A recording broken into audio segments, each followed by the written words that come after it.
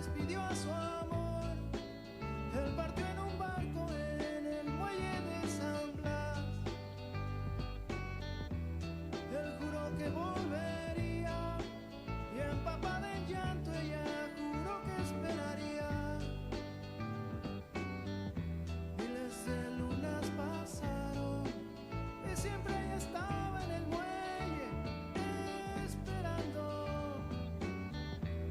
El impulso que la industria ha dado al Puerto de la Luz y de Las Palmas ha sido decisivo para mostrar la fortaleza de un recinto que acoge probablemente una de las maquinarias económicas más importantes de Canarias. Y aquí es fundamental el papel que ejerce Aztican, no solo en el mundo de la reparación de buques y plataformas petrolíferas, sino también abonando el futuro con los desafíos del inevitable cambio del modelo energético, inevitable y además necesario e imprescindible. De energía eólica marina, de la expansión de esta empresa y de la situación del puerto, hablamos a continuación con Germán Suárez Calvo, que es presidente CEO de Astilleros Canarios Aztican. Bienvenido, buenos días. Buenos días, muchas gracias y muchas gracias por eso de empresa canaria de liderazgo. El Puerto de la Luz albergaría el mayor peso industrial de Canarias en este momento, o uno de los mayores, es clave. Es una buena pregunta esa, si es el mayor peso industrial de Canarias. A mí no me gusta compararme, o no nos gusta compararnos con nadie, ¿no? Para no ofender a otros colegas del sector industrial aquí en Canarias, pero sí podemos decir que es de un peso industrial muy, muy importante en la economía, y los datos los avalan. Incluso el Ministerio de Industria en la última agenda del sector naval que presentó la ministra Reyes Maroto se decía, es decir, por cada euro facturado a un barco en reparación naval se generan 3 o 4 euros en la economía local donde ese astillero se encuentra, ¿no? Con lo cual ahí está un dato importante de esa importancia en la prestación de servicios industriales como hacemos en el puerto de Las Palmas. ¿Le preocupa la colmatación del puerto? Dice Luis Ibarra, el presidente de la Autoridad Portuaria de Las Palmas, que el espacio disponible, o por lo menos las expectativas de expansión, de ampliación del puerto, se van a acabar definitivamente a partir de que culmine la ampliación, la última ampliación del muelle Reina Sofía, que lo demás que queda, pues en fin, es adecuar espacios, es lo que queda dentro. Es esa parte de la industria, pero ¿le preocupa eso? Sí es preocupante, pero también, claro, no sé, visto desde lo bueno y visto desde lo malo. Por otro lado también, ¿por qué está casi lleno, está casi colmatado? Pues porque quizás haya sido una historia de éxito el desarrollo de este puerto desde que existe, ¿no? Entonces siempre que se ha ido ampliando y construyendo y ganando terrenos al mar se han ido llenando, con lo cual eso es bueno. ¿Qué es lo que es preocupante? Que ya no se puede seguir creciendo como se creció en las últimas décadas, ya no se puede seguir rellenando suelo como se rellenó durante décadas en el puerto de Las Palmas. Y ahora viene una parte importante y difícil para este presidente y para los que vengan, que es la gestión de un suelo que está altamente ocupado y por el cual hay muchos intereses concurriendo, ¿no? Y además es un suelo público, es decir, no es una situación fácil, que es la que vamos a ver en los próximos años, y además compaginándolo con que entre seguir manteniendo la actividad existente que genera la riqueza que genera, hay que atraer nuevas actividades y nuevos servicios que este puerto tendrá que seguir prestando por el beneficio de todos para las próximas décadas, para que siga siendo un punto de escala obligada de cualquier barco que surque estas aguas del Atlántico, ¿no? Con lo cual no es fácil para el que esté y los que vengan. Habría que mirar hacia otros puntos de expansión del puerto, estos que no son la zona natural, digamos, del recinto de la luz, en fin, al abrigo de las isletas, hablar en fin, de otros muelles, el mismo caso de Arinaga, Santa Cruz de Tenerife, una mayor complementariedad, en fin, una mayor colaboración, aunque consta que existe, siempre lo dicen los presidentes de ambas autoridades portuarias, habría que ir a por eso, ¿no? Lanzarote, Fuerteventura. Sí ya existe colaboración, sobre todo el ejemplo bueno de colaboración es el de la industria de los cruceros, en la que tanto Las Palmas como Tenerife son puerto base para distintas compañías de cruceros durante la temporada de invierno, que vienen a hacer viajes en esta zona de la Macaronesia, ¿no? Cabo Verde, Canarias, Madeira, Azores, y algunos tocan Marruecos, ¿no? Y ahí sí existe una colaboración que todo pinta que de seguir así, de que se siga colmatando el suelo de la luz y a su vez se están desarrollando otros recintos portuarios, tanto Las Palmas, Lanzarote como Fuerteventura, o Granadilla en Tenerife. Yo sí creo que en los próximos años va a haber más colaboraciones en otros segmentos de mercado y en otras actividades, porque de lo contrario sería estúpido por parte de todos dejar escapar el poder generar riqueza y prestar más servicios y nuevas actividades en los recintos portuarios canarios. Forzados por la necesidad, desde luego. Últimamente le he escuchado y leído reflexiones acerca de la eólica marina. El puerto apuesta por ese modelo y se dispone a licitar unos 120.000 metros cuadrados por unos 80 millones de euros. ¿A usted qué le parece esta iniciativa? Porque sí parece que se camina. Lo importante es que se camine. Estamos viendo además que es un tema totalmente de actualidad, que es una necesidad, y a partir de la regulación que terminó de sacar el Gobierno de España a finales del año pasado en cuanto al desarrollo de energías renovables y al desarrollo de energía eólica marina, resulta que España de repente, que no estaba en el mapa, España y Portugal no estaban en el mapa del resto de países de la Unión Europea en el desarrollo de energía eólica en el mar, ahora aparece España como punta de lanza, y dentro de España aparece Canarias como punta de lanza dentro de España. Pero una cosa importante, la eólica marina se viene desarrollando en Europa desde hace ya bastantes años. Esto siempre lo ha liderado Noruega, Reino Unido, Dinamarca, Holanda. Como en su día, ya hace décadas, empezó Noruega con las perforaciones petrolíferas y la riqueza que ha generado para ese país. No nos olvidemos, abro paréntesis, que el Fondo Soberano Noruego es el mayor fondo soberano del mundo. Y todo vino de una explotación bien planteada de los recursos naturales que ellos tenían en los años 60 o 70. Bien, ahora Canarias resulta que por lo que sea puede ser punta de lanza en la explotación de un recurso encima que es renovable, que es el viento constante que nos dan los alisios, y específicamente en eólica marina flotante. Tiene buena pinta, pero aquí tenemos que empujar todos desde todas las aristas posibles. Vamos a profundizar sobre eso. El Gobierno canario también disponiendo incluso de 2.000 kilómetros cuadrados de mar, donde instalar molinos parece que tiene claro hacia dónde hay que ir. Sobre esta cuestión, esto es un anuncio que hacía pues a principio ayer el consejero de Transición Ecológica. ¿Esos 2.000 kilómetros cuadrados de mar le parecen suficientes como punto de partida? No lo sé, la verdad que es una dimensión y una cifra que también se sale de nuestra especialidad y de lo que a lo mejor yo puedo saber más, ¿no? Como presidente FICAM, pero sí parece una buena cifra, sí parece un buen espacio.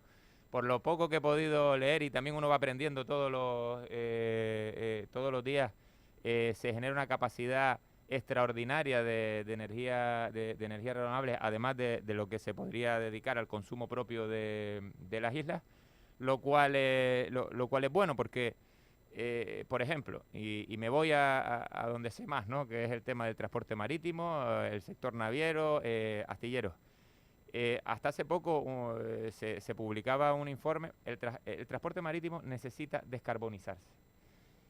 Y leía que para descarbonizarse, por supuesto, todavía no hay una solución definitiva. Hablan del hidrógeno, hablan del amoníaco, hablan del etanol, del metanol, pero todos tienen que ser verdes. ¿Qué quiere decir verdes? Que en el proceso de generación de ese combustible tú tienes que suministrarte de energía 100% verde, por supuesto. Entonces, de fuentes renovables, ¿no? Perfecto. Pues leía con asombro, y eso fue hace un mes y medio, que si el mundo quisiera generar suficiente combustible verde solo para el transporte marítimo, habría que dedicar toda la capacidad de energía renovable instalada a día de hoy en Europa, si no me equivoco, solo para generar combustible para descarbonizar el transporte marítimo. Por supuesto, estamos hablando a décadas de distancia en el tiempo, ¿no? Con lo cual a mí me gusta mucho ese hecho que leí, de que en España, Canarias pueda tener sobrecapacidad además del consumo interno, porque se podría utilizar para la elaboración de combustibles íntegramente verdes que luego se podrían revender, no lo sé, al transporte marítimo, al transporte aéreo, ¿por qué no? Estamos haciendo una visión largoplacista, ni siquiera voy a decir medioplacista, ¿no? Pero ahí está.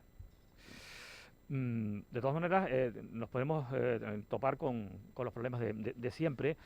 La energía eólica marina, los molinos, ¿no? Estamos hablando de flotantes. Tenemos un ejemplo en la isla de Gran Canaria, pero claro, el dotar de decenas, centenares quizá de ellos, teme que esos planes se tomen con algún rechazo ecologista. No habría que ser muy didácticos para que no nos atropelle, en fin. Efectivamente, hay que explicarlo muy bien. Hay que ser muy didácticos, explicárselo a la población, evitar generar demagogia, que posiblemente aparezca demagogia. Y, por ejemplo, es cuestión de ir, como tú dices, de ir explicándolo desde un punto de vista muy didáctico y siento repetirme, ¿no? Pero tú has mencionado el ejemplo del molino que está en Ginámara, al lado de la Plogán. Ese es un molino fijo, apoyado en el mar, no es flotante. Las ventajas de la tecnología flotante, y repito, flotante con palabras mayúsculas, que es donde Canarias puede ser la punta de lanza en España y en Europa. Una de las ventajas que tiene es que lo puedes localizar o situar a bastante distancia de la costa, con lo cual el impacto visual lo mitigas mucho. Que hay una parte que genera rechazo por ese posible impacto visual que se mitiga bastante. Luego, hay estudios que ya empiezan a demostrar, esto se ha hecho por supuesto con la eólica marina fija en Europa, que allá donde se han instalado los molinos, no sé si es por la sombra de las bases o de la cimentación que se usa, creo que se genera más diversidad y riqueza biomarina en torno a eso. Es decir, hay que explicar todo la foto completa. A mí particularmente sí creo que es una opción buena, en tanto en cuanto está alejada de la costa, reduces el impacto visual y medioambientalmente hablando. Para eso están los especialistas que determinen aquellas zonas donde menos afecte o no afecte a cetáceos, a aves, etcétera. Si se hace bien, no tiene por qué implicar efectos negativos y es una oportunidad muy importante para proteger el medio ambiente en el fondo. Estamos hablando de descarbonizar, de generar la máxima renovable posible, ¿no? Pero todo esto, ¿cuál es lo difícil? Y esto es lo difícil y esto es lo complicado en este país como cualquier otro, pero en este país todavía más, quizás, hay que hacerlo rápido. Hay que hacerlo rápido, sí. Y empezando por la legislación. Por lo menos parece que sí que se está normativizando. El cambio de modelo del combustible ya se está abordando en todo el mundo, evidentemente, también en España y en Canarias, por ejemplo, con el gas licuado o el hidrógeno, lo que estábamos hablando antes. ¿Usted cree que a esto se ha llegado a tiempo para que Canarias pueda situarse en una posición de, no sé si de liderazgo, pero por lo menos de ventaja?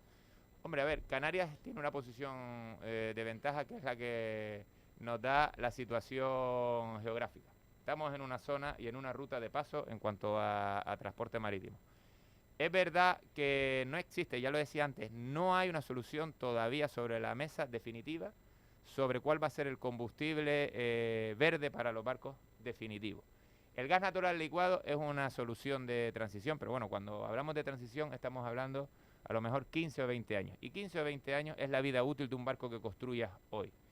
Con lo cual, Canarias siempre ha sido una posición o la gasolinera perfecta en esta zona del Atlántico y por eso, en cuanto a suministro de bunkering, que es el combustible para los barcos, siempre los puertos canarios, tanto Las Palmas como Tenerife, han ocupado posiciones de liderazgo. Tenemos que seguir siendo la gran gasolinera en esta autopista en la que estamos situados. Y para eso tendremos que tener, o deberíamos tener, capacidad de almacenamiento de cualquier tipo de combustible que la industria marítima esté utilizando. ¿Que se está utilizando el gas natural licuado en los barcos? Sí, se está utilizando en los cruceros, se está utilizando en los grandes barcos portacontenedores, que es los que nos mantienen conectados con el resto del mundo y es importante que sigan teniendo este servicio aquí. Y en los próximos años, pues ya decidirán si es el amoníaco, si es el hidrógeno, si es el etanol, el metanol, como decía antes, y las autoridades portuarias Canarias tendrán que buscar espacio para tener, ya sea hidrógeno, ya sea amoníaco, etanol, metanol o lo que sea. Y para mí eso me parece fundamental. Tenemos que tener todos los tipos de combustible que la industria demande y todo lo que sea facilitar para que se adelante el uso de combustibles renovables o combustibles verdes, mejor dicho, en el transporte marítimo, pues habrá que apoyarlo. Bueno, son 14 los minutos que restan para las 10 de la mañana. Estamos con Germán Suárez Calvo, que es presidente de Asticam, hablando sobre todo eso de renovables. Vamos a seguir hablando de eso, del modelo de combustible. ¿Sabe usted que el Gobierno de España, a cuenta de la crisis energética por la que estamos atravesando y que está provocando, pues, en fin, serios niveles de inflación, luego hablamos de eso y cómo está afectando justamente a la empresa que usted preside, pero yo le quiero preguntar por ese decreto de medidas urgentes, entre otras, la liberalización de regasificadores y esa polémica que se ha originado. El Gobierno de Canarias se ha opuesto, pero también, y de una manera bastante más cruenta y bastante más frontal y bastante más evidente, el Cabildo de Gran Canaria. ¿Le parece que esta polémica, primero, ¿le parece que hay razones para la polémica, en primer lugar? En segundo lugar, ¿cree que deberíamos superar este tipo de cuestiones? Y en tercer lugar, si era necesario esto. Ya me haces una pregunta difícil, ¿no? ¿Es necesaria una regasificadora ahora? Es necesaria teniendo en cuenta que hay otras alternativas.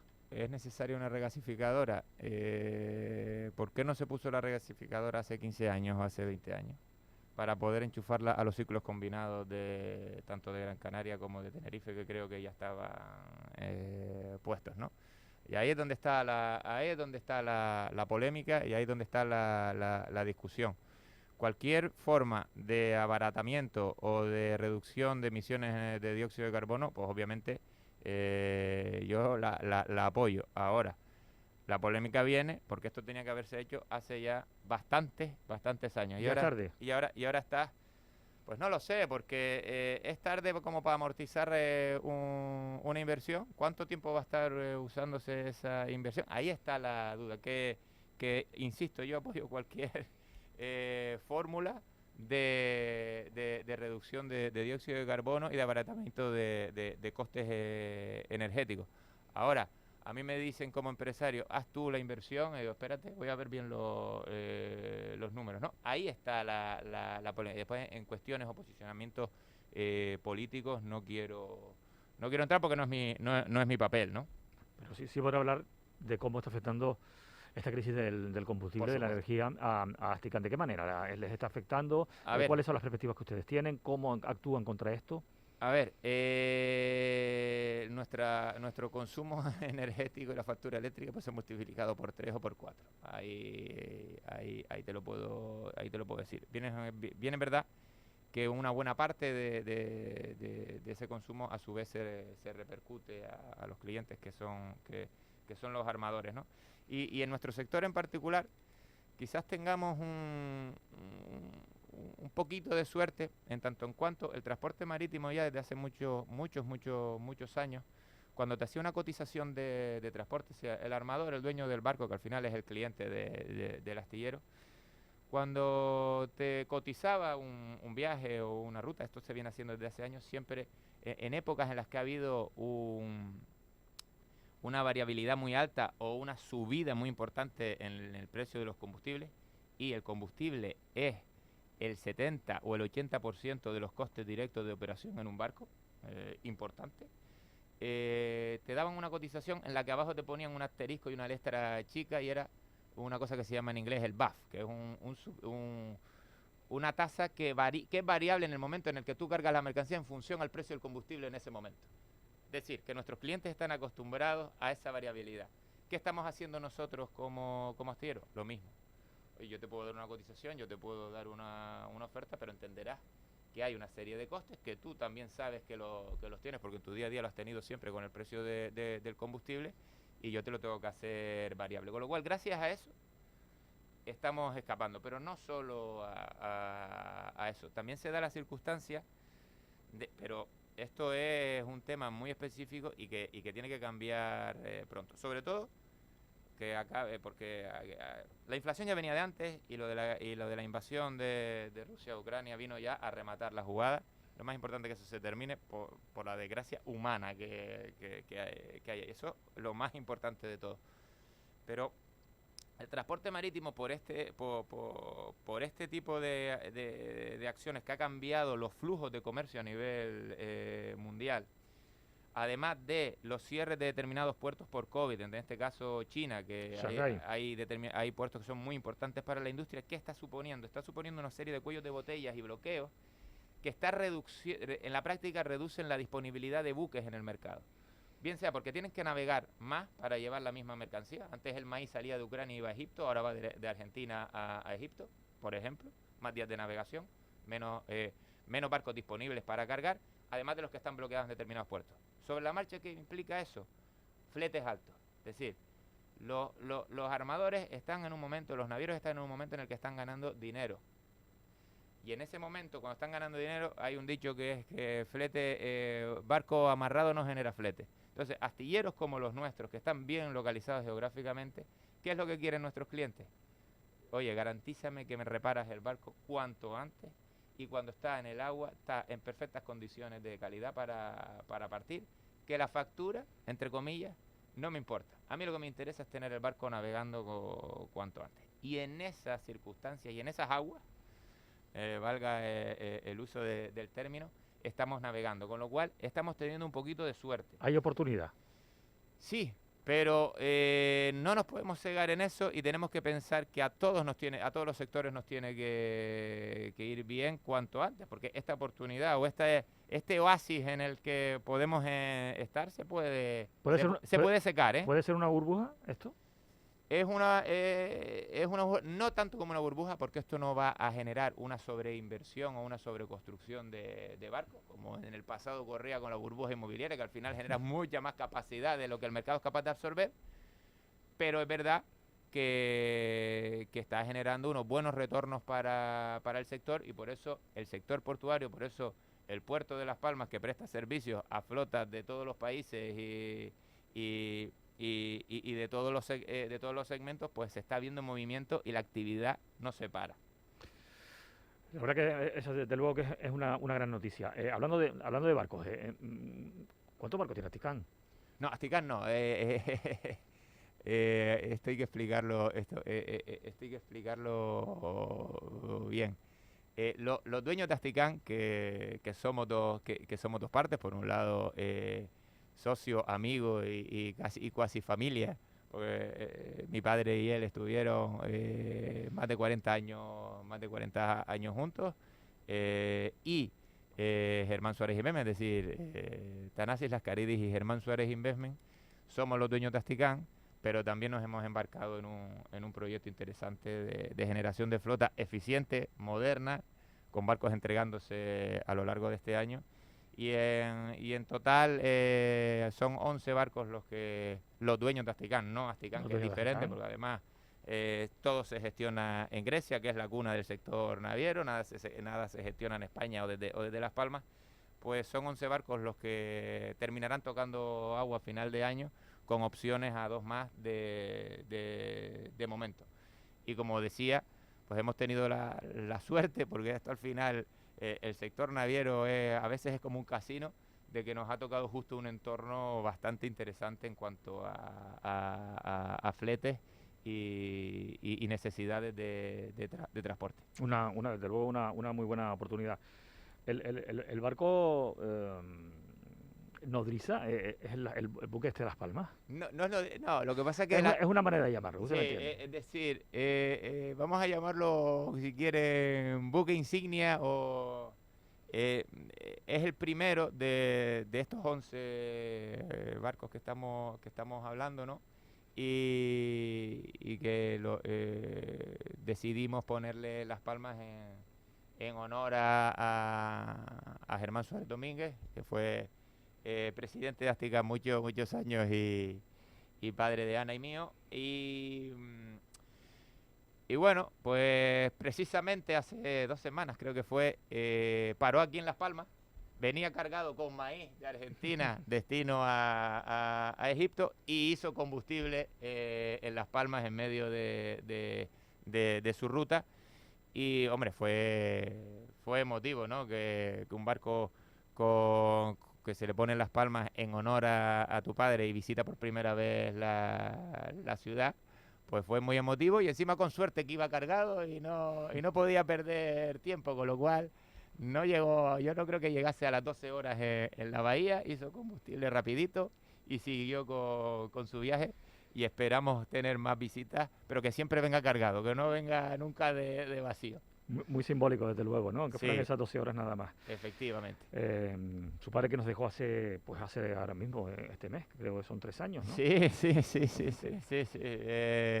No me gusta entrar en ese charco, pero sí, hizo 3 años el 4 de mayo, volando, la verdad. Desde Volando. luego no vamos a entrar en ese charco Muchas gracias. de ninguna manera. Lo que sí quiero preguntarle es ya que estamos hablando de navegación y de los mares y de venir de un continente a otro, quiero preguntarle por esa concesión del mayor astillero del canal de Panamá, exactamente cuál es el papel que juega la empresa en esta cuestión. Volvemos a repetir nuestro modelo de negocio que se demostró que funcionó desde que en 1989 los accionistas decidieron comprar Asticán, luego Astilleros de Santander. Vamos a un sitio geográficamente clave, un lugar de paso, una ruta marítima importantísima, es el Canal de Panamá. Por el Canal de Panamá pasan 14.000 barcos al año de media. Y nosotros nos hemos adjudicado en concesión por 20 años más una posibilidad de otros 20 años más el mayor astillero por capacidad de varada en toda esa zona del Pacífico. Y es un astillero que con menos de un centenar de barcos reparados al año debería funcionar, y pasan 14.000 barcos por delante. Creo que hemos tenido suerte, ojo, y le echamos mucha garra al hacer todo este tema en medio del COVID, y la suerte y quizás un ángel que estaba arriba, que era el presidente, pues nos ayudó. Espero que nos reporte mucho a Canarias esa oportunidad, al otro lado del... Exportaremos profesionales desde aquí y contratas desde aquí, todos los que quieran ir a Panamá. Germán Suárez Calvo, muchas gracias por haber venido a la radio pública. Muchas gracias a ustedes. Estamos en contacto. Buenos días. Buenos días. Con su espíritu,